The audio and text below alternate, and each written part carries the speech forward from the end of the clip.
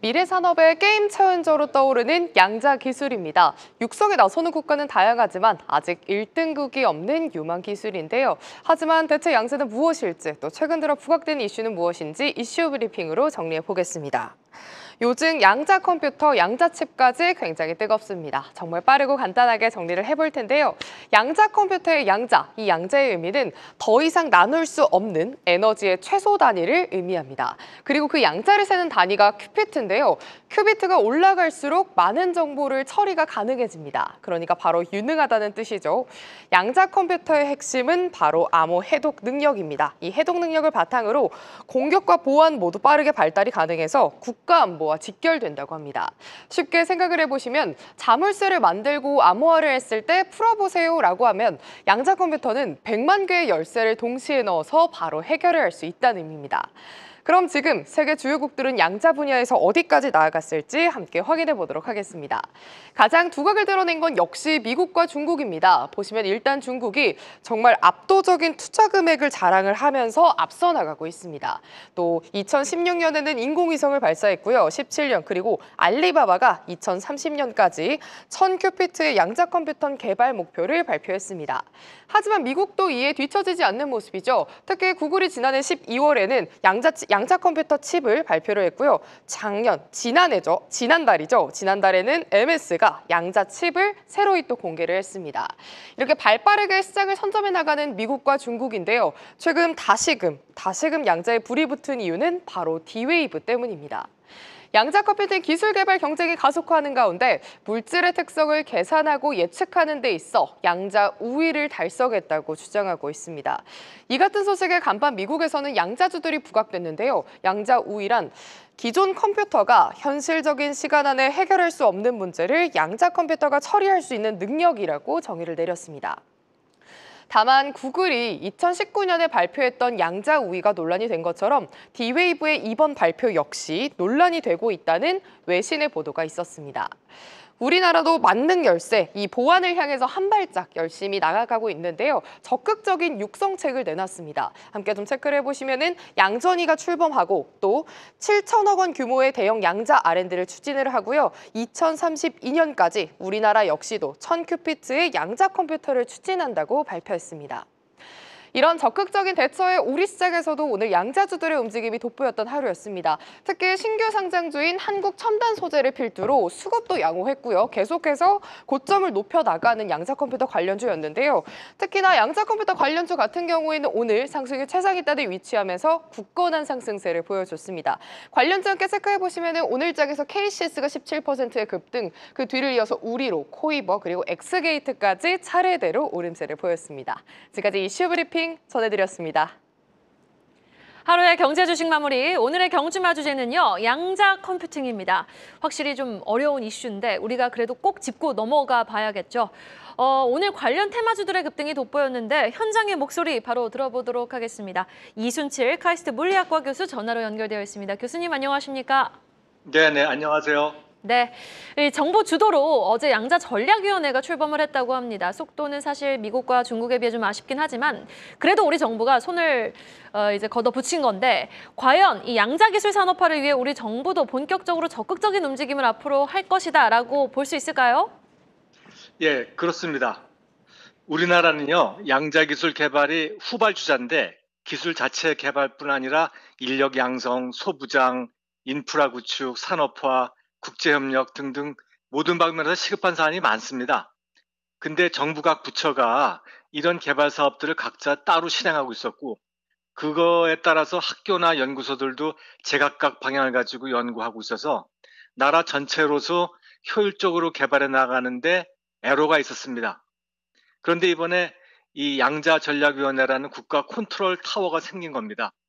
그러니까 이제부터는 범국가적인 차원에서 통합된 로드맵 하에 양자 기술을 본격적으로 육성하고 산업화할 수 있는 계기가 마련되었다. 이렇게 기대가 큽니다.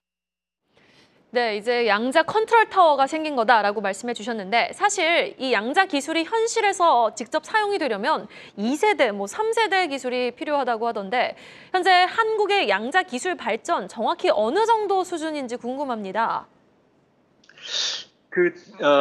양자 기술에는요. 양자 컴퓨터, 통신, 센서 크게 이렇게 세 분야가 있거든요. 이 중에서 센서는 물질 연구 수준하고 밀접한 관계가 있는데 이 부분은 우리나라가 전통적으로 잘합니다. 그리고 양자 통신은 개발 초기부터 우리나라 기업에서도 참여를 하고 그래서 지금 우리나라가 선도에서 표준을 제정하려고 하는 정도니까 선두 그룹에 속해 있다고 할 수 있습니다. 그런데 양자 컴퓨터는 개발 초기에 조금 하다가 한동안 하지 않았기 때문에 지금 선진국과의 격차가 큽니다.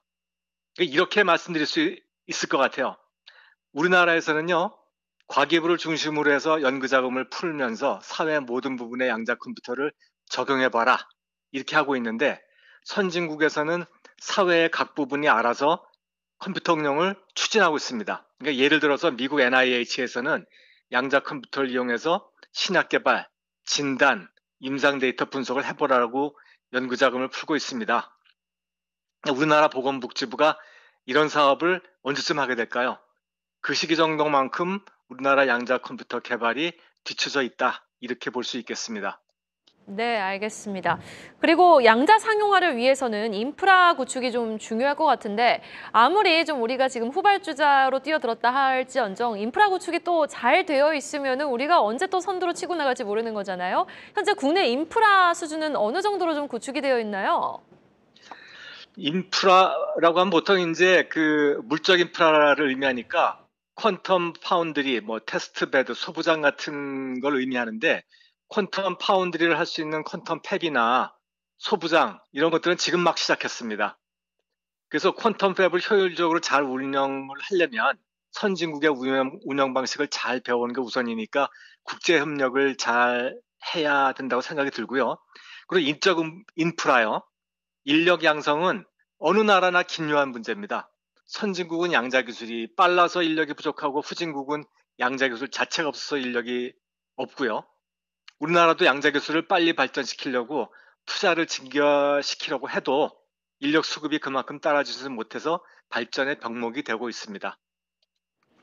네, 알겠습니다. 오늘 여기까지 한번 들어보도록 하겠습니다. 귀에 쏙쏙 꽂히는 설명 교수님 감사합니다. 네, 감사합니다. 자, 시장은 또 이렇게 이슈를 양자 암호 이슈를 어떻게 좀 흡수하고 앞으로도 좀 반응을 해줄지 우리 두 분과 함께 짚어보도록 하겠습니다. 먼저 이상경 차장님께 오늘 뭐 양자 전략위 출범뿐만 아니라 미국 증시에서 슈퍼컴 성능을 능가한다는 D-Wave 쪽 연구 결과도 관련주에 힘을 보탰던 것 같은데 상승 연속성이 가장 궁금하실 것 같아요, 투자자분들은. 일단 전일에 이제 아이온큐 같은 경우가 이전에 이제 젠슨항이 IR 쪽에서 시간이 굉장히 오래 걸릴 수 있다라는 발언과 함께 주가가 좀 큰 폭으로 하향 조정이 되면서 아마 3배짜리 ETF 같은 경우가 상장 폐지까지 가는 하락을 좀 맞이했거든요. 근데 전일에 이제 주가가 올라오면서 같이 이제 이런 부분이 있었는데 2배짜리 이제 ETF가 다시 좀 상장이 되면서 주가에 대한 좀 방향성이 나왔고 내용적인 부분은 앞전에 말씀하신 대로 양자 컴퓨터 같은 경우에는 현재보다는 앞으로 미래 가치에 대한 투자 부분들, 즉 이제 해결하고 이게 상용화가 되는 과정까지가 굉장히 좀 중요한 스텝인데 상대적으로 이런 부분들이 뭐 국내 같은 경우에는 이제 협회가 발현이 되고 자금 지원이 되면서 상용화에 대한 부분들을 끌어가는데 사실은 미국에서 어느 정도 만들어가는 그림이 훨씬 더 빠르게 나오는 것 같아요. 그렇기 때문에 아마 이제 중국이 나오는 딥시크를 바탕으로 해서 양자 컴퓨터도 추가적인 우리가 자금에 대한 지원을 하고 성장을 하겠다라는 얘기가 있었기 때문에 미국의 입장에서는 양자 컴퓨터의 끝은 바로 이제 국방에 대한 부분이거든요. 그래서 이제 이런 마지막 끝에 국방에 대한 부분들을 건드릴 수 있기 때문에 상대적으로는 시간에 대한 부분들을 좀 끌어가겠지만 주가에 대한 방향성 같은 경우에는 조금 더 긴 스텝으로 본다라고 하면 9월에 국내에서 학회가 예정되어 있거든요. 그렇기 때문에 추가적으로는 아마 3분기에 또 모멘텀이 나올 수 있는 흐름이 있기 때문에 주가 같은 경우에는 어느 정도는 방향성을 잡고 가져갈 수 있는 흐름이 나올 수 있다고 저는 보고 있습니다. 네, 알겠습니다. 그런데 사실 이 양자 암호 관련주를 보면은 확실히 테마성으로 움직이는 종목이다라는 인식이 강하잖아요. 사실 뭐 그것도 팩트이고 이슈가 없으면 흐름이 지지부진해지는 게 사실인데 미국 양자 컴퓨터 관련주들은 거품론 이야기까지 나오고 있거든요. 양자 컴퓨터 투자할 때 좀 주의할 점 알려주신다면요, 팀장님. 네, 뭐 결론부터 말씀드리면 뭐 저는 아직까지 테마성이 훨씬 짙은 그런 섹터다라고 일단 정의를 내리고 있고요. 뭐 테마주는 그러면 테마주에 맞게 이제 대응을 해야 된다라는 말씀 먼저 좀 드려보도록 하겠습니다. 뭐 이제 자주 이제 이슈화가 되고 있습니다만, 뭐 저도 이렇게 제법 이렇게 두꺼운 그 리포트 한 를 2번 정도 정독을 해도 머리에 남는 게 거의 없더라고요. 양자암호 네, 관련해서요. 관련돼서 굉장히 좀 어려운 개념이고 아직 이제 명확한 실체에 대해서 굉장히 좀 애매한 상황입니다. 그러니까 일단 시장에서는 내러티브가 좀 형성된 건 맞는 것 같고요. 근데 양자 기술에 대해서는 어느 위치에 와 있는지에 대한 시장의 파악도 좀 안 되는 것 같고 뭐 주목해야 될 기업 정도 뭐 이렇게 좀 이렇게 분류가 되는 것 같은데 일단 뭐 기초적인 뭐 시장 형성기에 이제 나오는 뭐 전형적인 그런 모습이 아닌가라는 파악은 일단 되고는 있습니다. 개념 자체가 굉장히 생소하죠. 아까 이제 교수님께서도 굉장히 쉽게 말씀을 해주셨습니다만 과연 몇 분이나 좀 이해를 하셨을지 좀 이제 의문이 들 정도로 굉장히 어려운 개념인데요. 뭐 큐비트 기반을 작동을 해서 뭐 양자 중첩, 뭐 양자 얽힘, 양자 역학에 관련된 그런 지식조차 우리가 좀 아직도 미진한 그런 상황이기 때문에 아직은 뭐 시작은 좀 테마적 성격으로 몇몇 종목들만 간헐적으로 움직이는 그런 섹터다라고 이렇게 저는 이렇게 보고 있고요. 이제 올해 유엔에서 이제 그 세계 양자과학 기술의 해로 이제 선정을 했습니다. 그런 만큼 이제 시장에서는 관심도 있고 그리고 뭐 당분간 뭐 구글의 윌로우나 뭐 제너듀의 오로라 뭐 이런 것들도 나오고 있는 그런 상황이긴 합니다만 이게 얼만큼 상용화가 돼서 얼만큼의 시장성을 보일지에 대해서는 미지수고 그 시간도 약간 하세월이 걸릴 가능성이 좀 있다라는 생각이 들어요. 그래서 어쨌든 뭐 이제 조사 기관에 의하면 2040년까지 1,700억 달러 규모고 관련 응용 분야는 뭐 2조 달러까지 바라본다라고는 하고 있습니다만 이게 인프라 또 알고리즘 소프트웨어까지 이제 상용화가 될 때까지는 아직까지 시간을 좀 가늠하기가 어렵기 때문에 그때 나오는 그런 테마성에 그냥 반응을 하는 이제 그런 대응 정도가 현 시점에서는 뭐 저는 낫다라고 좀 생각이 들고 뭐 해외 기업으로도 뭐 IBM, 구글, 리게티, 뭐 아까 나왔었던 D-Wave 뭐 이런 쪽 있긴 있습니다만 아직까지는 그런 실체가 조금 미진한 상황이고 국내 같은 경우도 아직 실체가 있는 기업을 딱 보기에는 어려운 것 같아요. 뭐 엑스게이트 정도가 이제 양자 암호 관련된 그런 실체가 있긴 있습니다만 뭐 그게 이제 뭐 매출로 연결되거나 이런 것들이 굉장히 아직은 좀 미미하기 때문에 다시 한번 좀 결론을 말씀드리자면 아직까지는 좀 테마성이 짙은 섹터고 테마성 종목으로 대응을 하는 것이 맞지 않는가라는 말씀 드려보도록 하겠습니다. 네, 알겠습니다. 테마성으로 지금은 현 시점에서는 일단 바라봐야 될 때다라고 정리를 해주셨어요. 그런데 좀 움직임이 또 특이한 것이 양자 컴퓨터 관련주가 움직이면은 보안주도 함께 움직이거든요. 네. 늘상 이렇게 동행하는 흐름을 보이곤 있는데 이 보안 쪽과 양자 암호 쪽 그렇게 밀접한 관계가 실체적으로 있는 겁니까?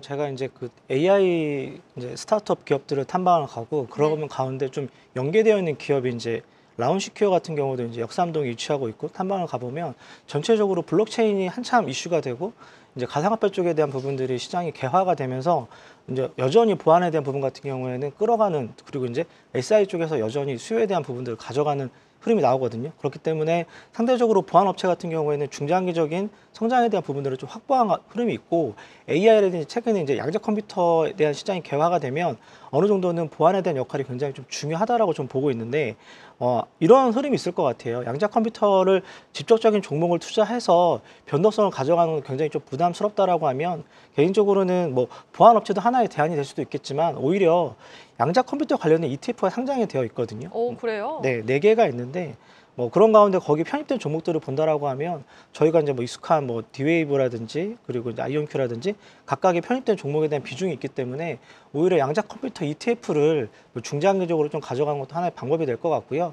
보안업체 같은 경우에는 워낙 시총 비중이 좀 낮고 변동성이 오히려 크기 때문에 뭐 대표적으로 볼 수 있는 게 뭐 개인적으로는 뭐 안랩이라든지 아까 말씀드린 라운시큐어 정도로 봐야 되는데 한국정보인증도 있죠. 근데 워낙 변동성이 좀 크다라고 보면 관심은 가지되 이제 편입에 대한 비중이라든지 그리고 시점에 대한 부분 같은 경우에는 오히려 조금 더 고민을 해봐야 될 입장인 것 같고요.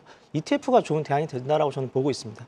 네, 알겠습니다. 투자를 할 거면은 양자 컴퓨터 관련한 ETF에 좀 시선을 더 보자. 보안주는 되려 너무 사이즈가 작고 또 변동성이 극심할 수 있다라고 정리를 해볼 수 있겠습니다. 자, 그럼 다시 한번 정리해 볼게요.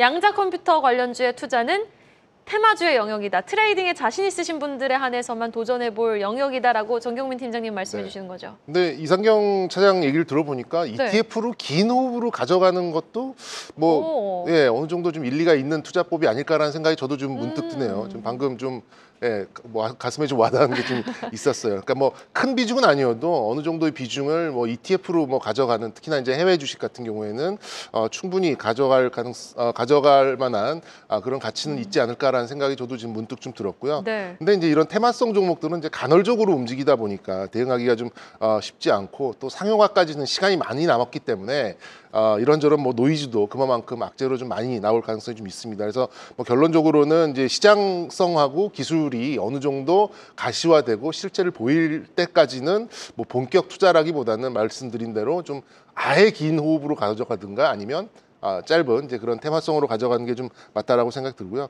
개인적으로 아직 이제 시기를 뭐 상조라고 생각을 하는 이유가 우리가 이제 비교적 그 실체가 명확했던 로봇들도 코로나 시기를 거치면서 뭐 당장 로봇이 막 상용화될 것 같았습니다만, 로봇주들의 주가 보시면 3년 4년을 거의 아무런 파동 없이 그냥 옆으로 기었거든요. 근데 그런 것들을 바라본다면 역시 이제 상용화, 그리고 실체가 있다 하더라도 얼마성의 이제 경제성을 보이느냐에 따라서 시장의 이제 반응이 좀 다르기 때문에 그 시점까지는 이제 너무 많은 비중으로 이렇게 접근하시는 것보다는 뭐 짧은 테마성, 아니면 아까 우리 이상경 차장이 얘기한 대로 좀 아예 긴 차원에서 뭐 이렇게 ETF를 통해서 조금씩 모아가는 이제 그런 전략을 가져가시는 게 어떨까라는 말씀 드려보도록 하겠습니다. 네, 이상용 차장님도 뭐 ETF 쪽만 괜찮지 개별 투자는 조금 조심하자라는 말씀이시죠?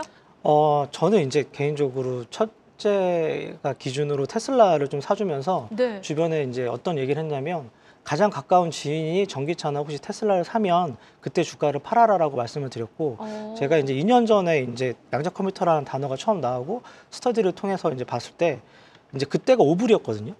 아이온큐가. 근데 이제 이게 아이온큐가, 한 뭐 네. 10년 정도 장기적인 흐름에서 본다라고 하면 주가가 가장 크게 반향을 하는 게 적자에서 흑자로 돌아설 때예요. 근데 요즘에는 고정비에 대한 부분이 최근에 2개년 연속 나가는 가운데 매출이 계속 올라오면서 적자폭을 굉장히 줄이고 있거든요.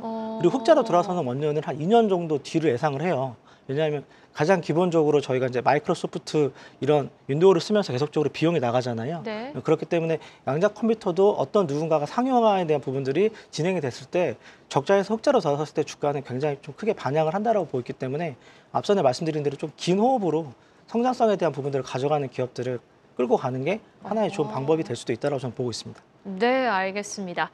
마지막으로 내일장 투자 전략 두 분께 한번 들어보도록 하겠습니다. 시장이 너무 어지럽고 사실 불안감이 여전히 생존한 것도 사실입니다. 정경무 팀장님 전략 어떻게 제시해 주시겠습니까? 예, 저는 이제 우리 시장, 뭐 코스피, 코스닥 모두 좀 견조하다라고 개인적으로 좀 생각을 하고 있습니다. 어느 정도 지수 하방에 대한 그런 자신감은 지수가 가져가고 있지 않나라는 생각이 들어요. 그러니까 최근 들어서 미국과 약간 디커플링 되는 그런 현상도 좀 어느 정도 나오고 있는 그런 상황이고, 하지만 뭐 자체적인 모멘텀이 좀 약하다 보니까 뭐 하방 경직 정도로 좀 머물러 있는데, 뭐 최근 들어서 들어오고 있는 반도체의 좀 강세들도 좀 나오고 있고, 그리고 또 오늘 한국은행에서도 연내 뭐 두세 차례 더 추가 금리 인하도 좀 시사한 만큼 또 바이오 쪽도 나쁘지 않아 보입니다. 그러면서 봤을 때는 지수 최상단에 있는 그런 종목들이 좀 움직여주면서 저는 뭐 미국의 주가와는 약간 다른 모습의 그런 좀 반등을 보일 가능성이 좀 높지 않을까 생각이 듭니다. 그러면 뭐 당연히 지수 관련돼서 뭐 반도체의 뭐 빅2도 괜찮을 것 같고요. 뭐 소부장들도 좀 나쁘지 않아 보이고요.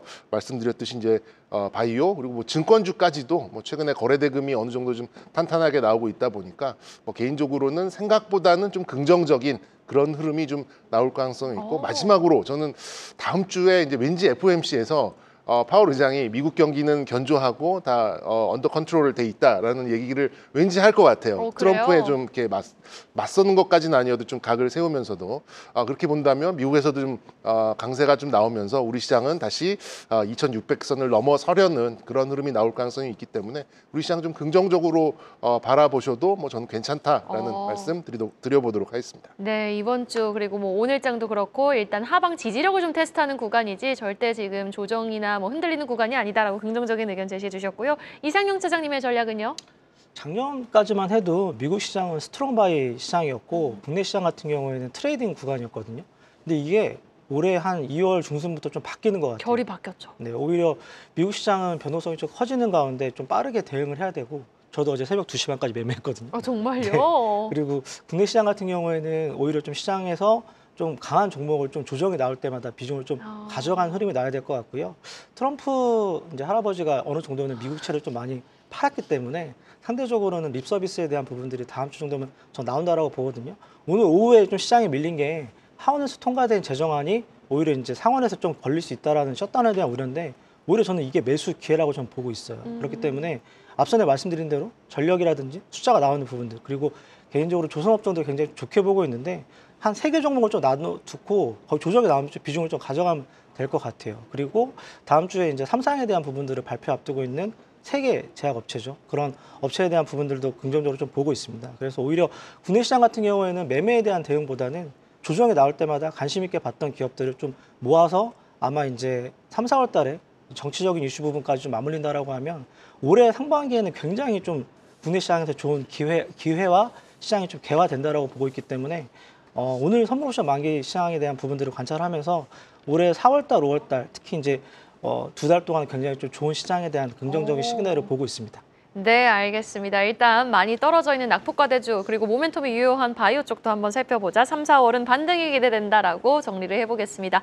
오늘 두 분과 함께 긴 시간 해봤습니다. 지금까지 IBK투자증권 정경민 팀장 그리고 신한투자증권 이상경 차장이었습니다. 말씀 고맙습니다. 계속해서 다양한 경제 이슈를 알고 싶다면 구독과 좋아요, 알림 설정 부탁드립니다. AI 캐스터 권미정이었습니다.